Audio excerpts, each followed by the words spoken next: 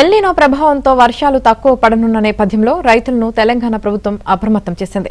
తక్కువ వర్షాలు కురుస్తాయని రైతులు వరి, మొక్కజొన్న లాంటి పంటలు కాకుండా చిరుధాన్యాలు, మినుము వంటి పంటలు వేసుకోవాలని తెలంగాణ వ్యవసాయ శాఖ సూచించింది.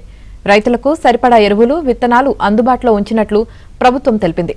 రైతులకు ఎప్పటికప్పుడు వాట్సాప్ ద్వారా సమాచారాన్ని చేరవేస్తున్నామని పేర్కొంది.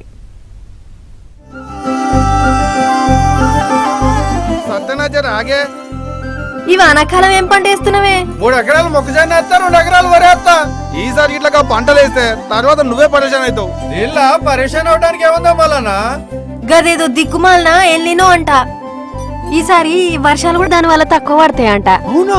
చూస్తూనే ఉన్నాం కదా వాతావరణం కూడా ఎట్లున్నదో. అట్లయితే ఈసారి వ్యవసాయం ఎట్లా మరి? అందుకనే మన తెలంగాణ వ్యవసాయ శాఖ వాళ్ళు ఏం చెప్తున్నారంటే ఆ వరి, మొక్కజొన్న గిసొంటి కాకుండా తక్కువ నీళ్లతోనే సాగు చేసే పంటలు గవే జొన్నలు, మినుములు, కందులు, చిరుధాన్యాలు వీటితో పాటు కూరగాయలు కూడా పండించుకోమన్నారన్న.